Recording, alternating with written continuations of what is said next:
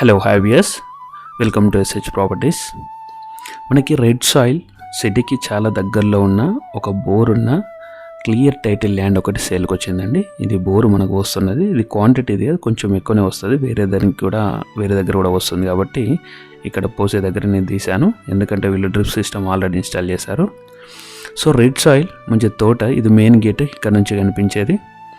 ఇక్కడ ఒక main gate ఉంటుంది. లోపల ఇది 20 feet రోడ్ ల్యాండ్ లోపల వరకు. సో అక్కడ నుంచి నేను విజువల్లో కూడా చూపిస్తాను మెయిన్ రోడ్ నుంచి ఇక్కడ వరకు ఎంత ఉంది అని చెప్పేసి. సో ఇక్కడ మనం ల్యాండ్ నుంచి చూద్దాము ఒక్కసారి.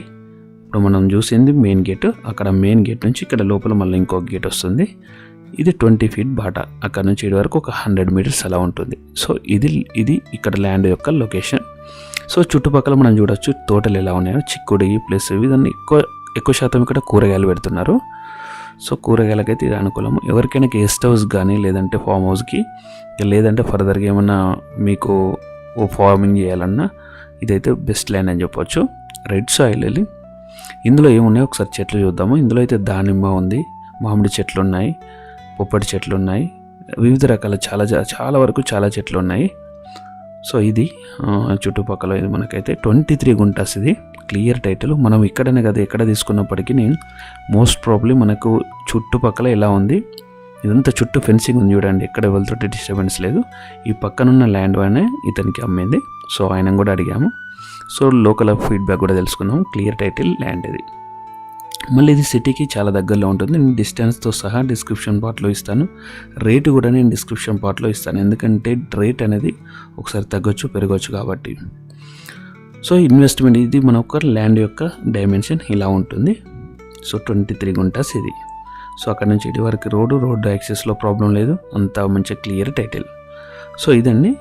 సో వన్ మోర్ థింగ్, ఇక్కడ మనకి ఒకసారి డిస్టెన్స్ చూసుకుందాం ఇక్కడ ఉంది అని చెప్పేసి. ఇది మేడ్చల్ నుంచి ఇక్కడ వరకు జస్ట్ 15 kilometers ఉంటుంది. షామీర్పేట నుంచి ఇక్కడ వరకు 20 kilometers ఉంటుంది. వరంగల్ హైవే నుంచి ఒక జస్ట్ 10 kilometers ఉంటుంది. 10 కూడా ఉండదు, 7 kilometers అలా ఉంటుంది. సో ఒట్టిమామిడి నుంచి ఇది చాలా దగ్గరలో ఉంటుంది, ఒక 5 kilometers అలా ఉంటుంది.